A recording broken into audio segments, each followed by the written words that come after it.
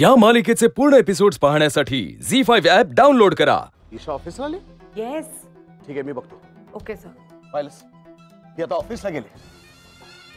अरे डोक्याला ना त्रास देते ही फक्त। अरे आता तू कशाला चिडचिड करतोस? एकदा त्याच्या समोर गजा पाटील कोण आहे हे कळलं की मग तिचं मिशन कंप्लीट होईल। कळत नाही कशी आहे ते। परांजपेंना माहिती आहे गजा पाटील कोण आहे। परांजपे सर, प्लीज तुम्हाला गजा पाटील बद्दल काही माहिती असेल तर मला प्लीज सांगा।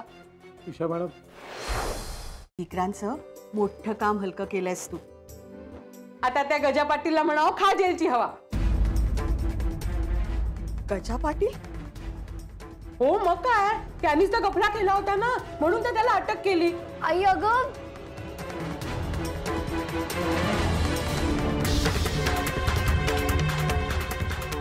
ईशा त्यांना सांगत होती की ऑफिसमध्ये तुम्ही तिचं कौतुक केलं, गिफ्ट दिलं तिला, आणि मग गजा पाटीलला अटक झाली हे सांगितलं आणि अचानक चक्करून कोसळल्या खाली।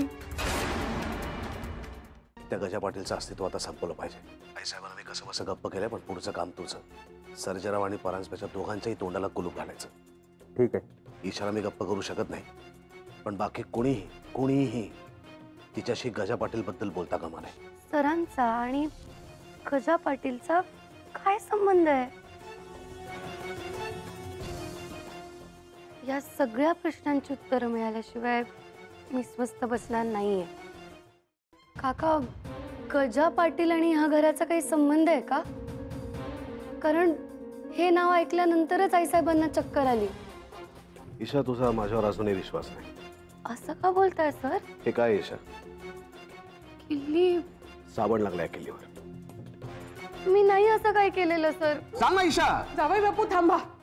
सोन्या वहिनी, तुझ्या उपयोगाची एक गोष्ट मिळाली। काय? ताबडतोब स्टडी मध्ये जा, तिथे काही पुस्तकं मी काढून ठेवलेत, त्यातली तुला जी आवडेल ती गोष्ट तुझ्या नवऱ्याला ऐकव आणि त्याला म्हणव।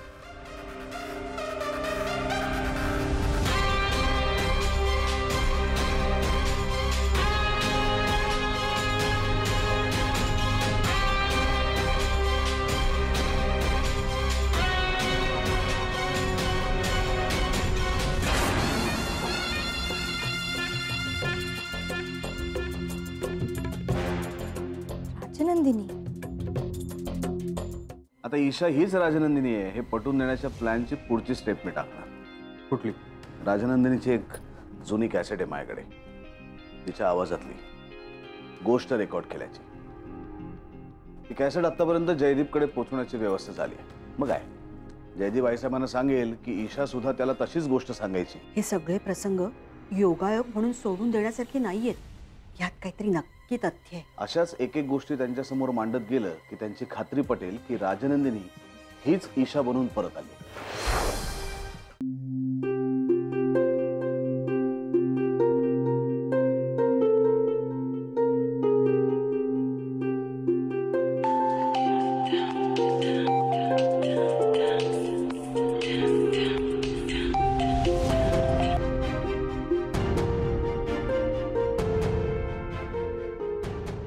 हॅलो, कुठे आहेस तू?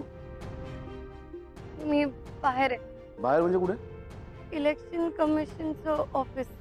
तू तू आणि माझी सगळी कागदपत्र कशाला घेऊन गेलीस? तर अहो, ते तुमचं नाव नव्हतं ना मतदार यादीत। मी म्हणलं असं कसं चालेल ना, आज वेळ आहे तर हे काम करून टाकावं, तुमचं नाव नोंदवावं म्हणून घेतली मी डॉक्युमेंट। ते माझं काम होतं ना ईशा, ते मी सगळं केलं, तू कशाला उन्हातानात भटकतेस? तर मग ते सरप्राईज कसं राहिलं असतं ना? मतदार यादीत नाव नोंदवण्यात कसलं सरप्राईज आहे ईशा? बरी आहेस ना तू? सॉरी। सॉरी कशाला? तुला त्रास होईल म्हणून मी हे सगळं म्हणतोय। ते अजून तुझ्याकडे डॉक्युमेंट्स मागणार म्हणून मी त्याच्यासाठी तुला। सर डोंट वरी, मी केले सगळी डॉक्युमेंट सबमिट। झालंय का काम? झालंय म्हणजे मी सगळी डॉक्युमेंट सबमिट करून आली आहे सर।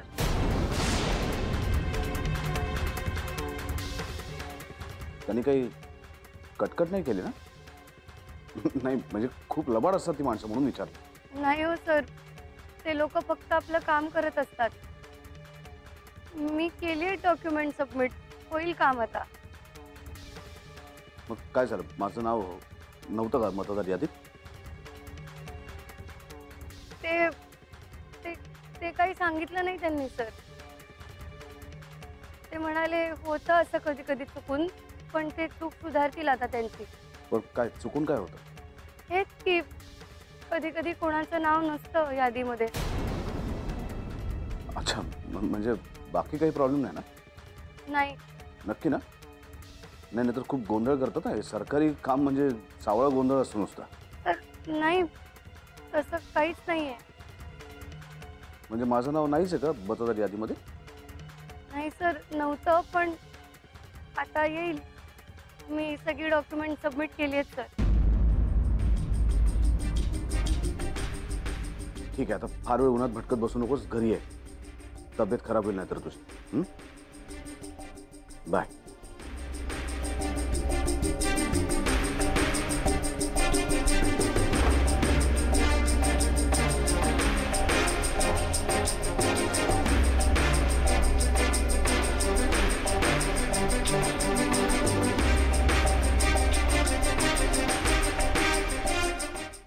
लावा देवी आईला कौल. हे फूल देवी आईच्या माथ्यावर ठेवा आणि तुमच्या मला जे पण प्रश्न असतील ते विचारा देवी आईला. देवी आई, आता तूच सांग, माझ्या मनात जे येत आहे ते खरं आहे की नाही? 100% कौल आपल्यालाच मिळणार झेंडा.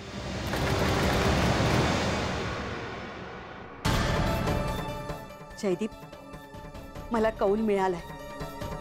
ईशा हीच राजनंदिनी आहे. तुझ्याकडे एफडी करायला पैसे आहेत आणि भावाला पिक्चरला द्यायला पैसे नाही तो तुझ्याकडं. ते पैसे आहेत ते शीतलसाठी ठेवलेत, एफडी करायची म्हणून, आणि नियोजन आहे माझं तसं. अरे मूल जन्माला घालायचं आम्ही दोघांनी ठरवलंय. मग त्याचं बघायला नको पुढचं सगळं? अरे भविष्याची तरतूद करायला नको? बघ शीतल, अचानक कसं सगळं प्लॅनिंग केलंय. लगेच मे महिन्यामध्ये हे साखरपुडा, डिसेंबर मध्ये लग्न. म्हणजे त्याने सांगितलं डिसेंबर नंतर जो फ्लॅट झालो. असं का केलं तुम्ही? म्हणजे मला कळलं नाही. डिसेंबरला लग्न संपलं, आयुष्य संपलं.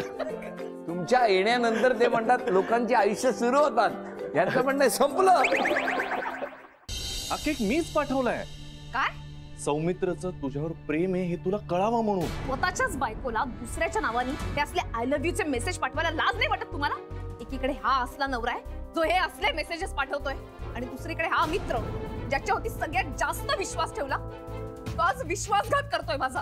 राधा, मी नाहीये, मी स्वार्थी नाहीये. मी तुझ्या प्रेमात पडलो होतो, पण ते बुके, तो केक हे नाही ग केलंय मी. मित्र, तुझ्यात आणि माझ्यात मैत्री पलीकडे नातं नाहीये, तुला कळायला हवं. गॅरी आपल्याशी खोटं बोललाय ग. गॅरीने गुड फॉर नथिंगला बुके दिलाय. अगं गॅरीने 2 बुके बुक केले होते. त्यातलं एक तर त्यांनी गुड फॉर नथिंगला दिला आणि दुसरा मला नाही दिला. सर, मला एक अर्जंट काम होतं, मी जरा जाऊन येऊ का? असं कसं? हे पण तितकंच महत्वाचं काम आहे. अरे 35 करोड येत आहे शेतकऱ्यांचे, आणि ती रक्कम रिसिव्ह करायला तू इथे पाहिजे. मग जा ना. आणि इथली काळजी करू नकोस, आम्ही आहोत ना. म्हणजे मी आहे, पानवलकर सर आहे, जेनी, मी आहे ना, काही टेन्शन नाही. खरा सांग, हातीत काय असं तुझ्या? दाखव. सोडा. दाखव. सोडा. दाखव.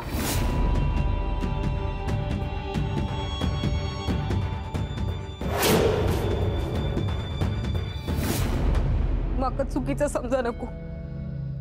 मी जा काय केलंय तर घराच्या भल्यासाठी केलंय. या सगळ्या तू इल्यापासून जास्त सुरू झाला. काही ना काही होताच. माझ्यामुळे तुमका त्रास होत असत ना.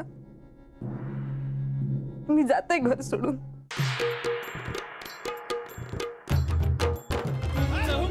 हर्ष उधळला शंभूराजा भला, छत्रपती होण्याला सजला. रायगड सिद्ध स्वागताला, संगनी याव सोहळ्याला. राजा कुठे? गड उतार झाले. गड उतार का? घोटाळा झालाय. औरंगजेबाचा शहजादा शाह आलम राजांच्या मागावर आहे. त्यांची माणसं वेषांतर करून आपल्या लोकात घुसल्यात.